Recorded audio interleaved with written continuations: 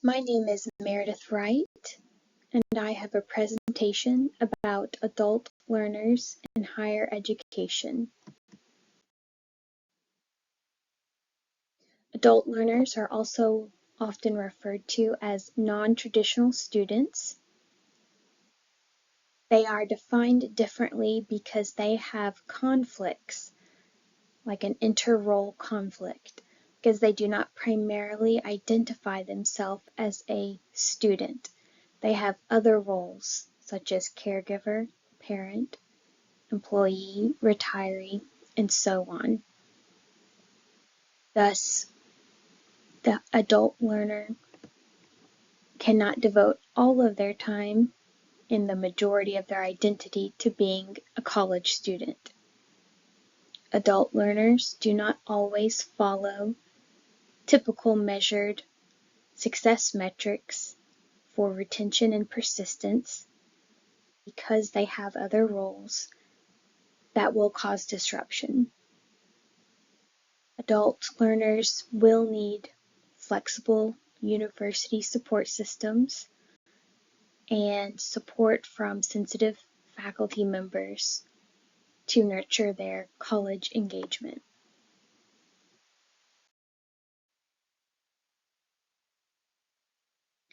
The ecological theory presented by Bronfenbrenner is a good starting place to understand the development of college students, including adult learners.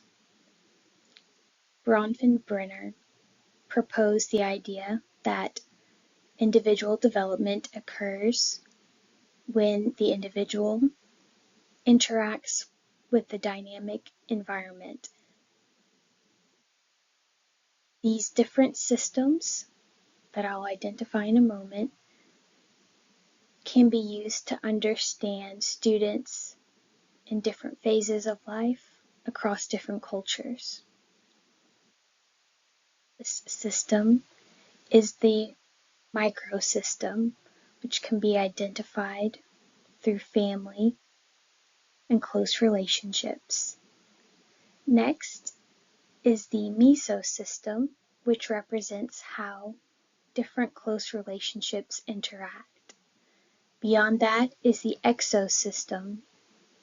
The exosystem represents a non-intimate connection that nevertheless influences the individual.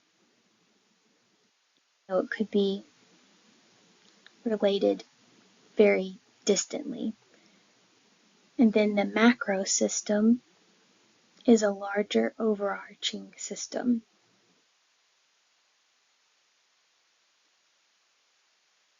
While in college, both traditional and non-traditional students will be developing and moving through different phases, which will cause stress, and it's something that student affairs professionals should be aware of.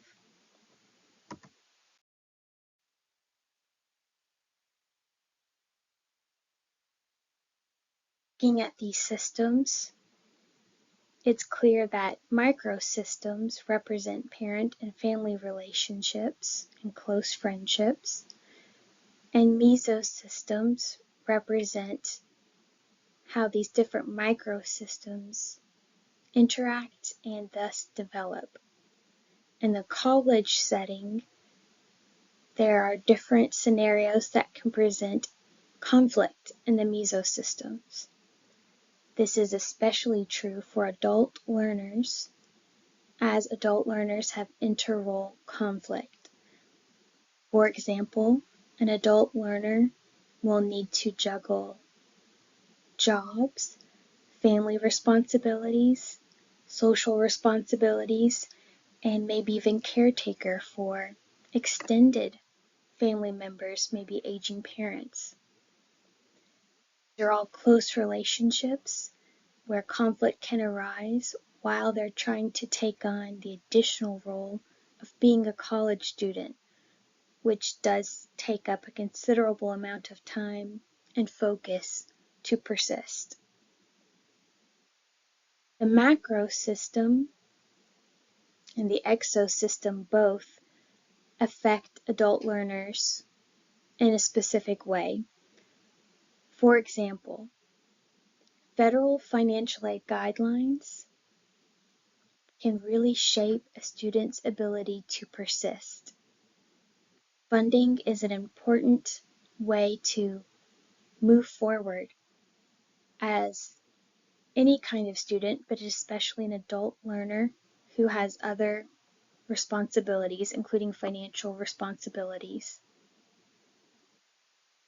A financial aid guideline is not personal to the individual, but overarching that applies to each student and may restrict loans a student can take out. Maybe different scholarships aren't offered to the adult learner because the adult learner is part-time instead of full-time, as a scholarship would want. Or maybe an adult learner is returning to school after several attempts, and if in those prior attempts the student didn't have successful grades, they could be suspended from financial aid because their academic progress standing didn't meet the federal guidelines.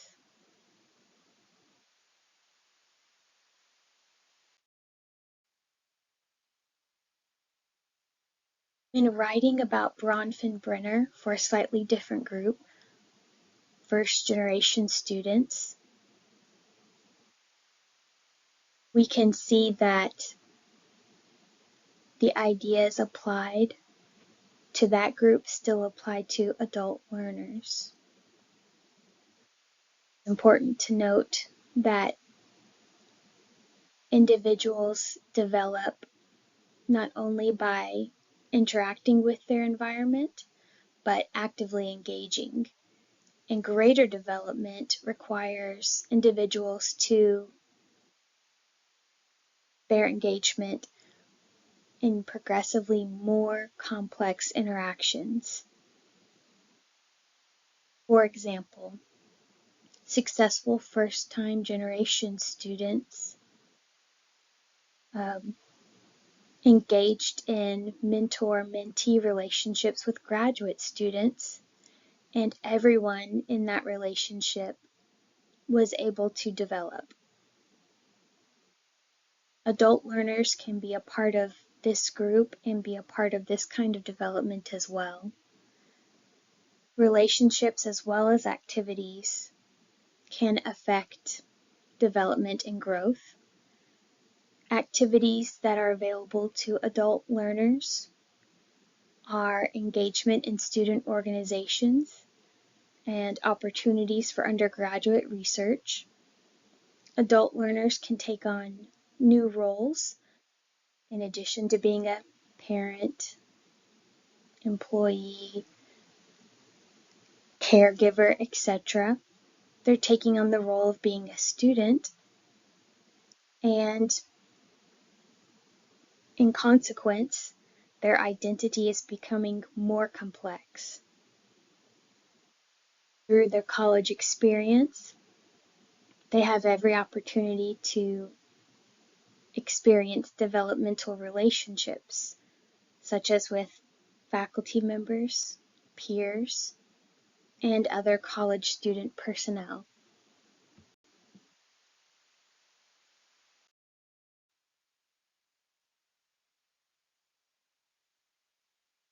Another theory of development is from Erikson. Erikson created a framework that spans a human's life from early childhood through adulthood. The adulthood stage is the longest stage and starts around 40 years of age, called the generativity versus stagnation stage. While not all adult learners will be 40 years of age, many adult learners will fall into this stage based on what they have going on in their lives. In this stage, individuals, such as adult learners, will be focused on giving back or mentoring. A college campus is a good place for adults to have that opportunity to use their knowledge to give back and mentor. I think this opportunity for sharing perspective and wisdom is important on a college campus, especially when we look at development overall. Not everything is cognitive. Life experiences contribute to wisdom and the ability to be a mentor.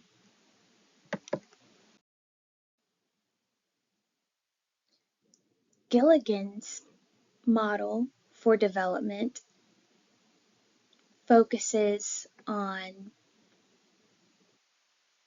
similar lines, where the focus is not just on cognitive development, but ego development. Moral development is Gilligan's focus. In her framework, an individual will move from having a self-centered view, where it's about survival, just trying to get through what they need to get through, to a view that expands and considers others' needs, and to finally a view that shows that one can act to treat oneself and others with respect.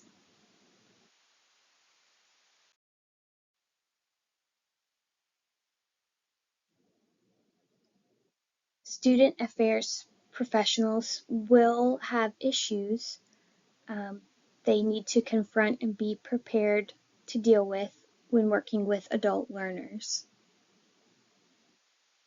Adult learners may feel thwarted by the exo and macro systems.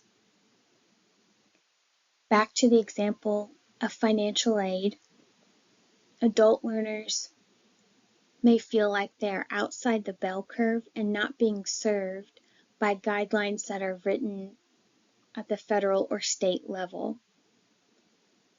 Maybe when they were a traditional age student, they were not successful. They stopped out. They developed other skills, focused on other things, and now as an adult learner, have every intention of being successful and committed, but now do not have the benefit of utilizing federal financial aid, as their prior bad grades or bad attendance, just bad experiences, have not qualified them for proper, satisfactory academic progress. Student affairs professionals will need to recognize this and other kinds of barriers that adult learners face. As willing as one or an office of student affairs professionals may be to help the adult learner, they still have to recognize macro system guidelines that make the adult learner feel they're being singled out.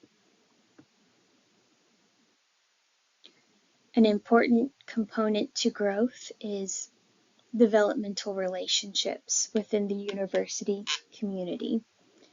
However, adults may not be able to commit the time to be able to develop these relationships. I think for that reason, since being a student is their number one focus, faculty should make a point to intervene where they can, be sensitive to adult learners' needs, and try to forge a relationship coursework. In Gilligan's model, she asserts that not many individuals complete her model. Instead, they stop midway and view the world through a law and order phase. That means that not every person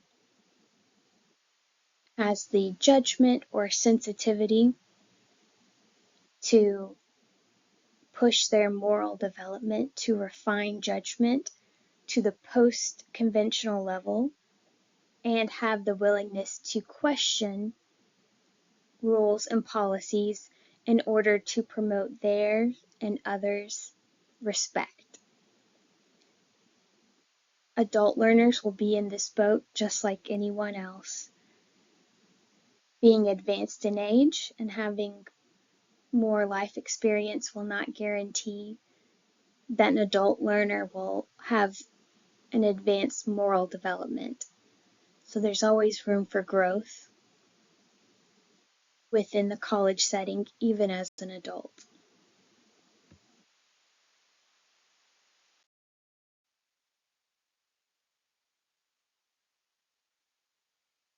Thank you for listening to my presentation.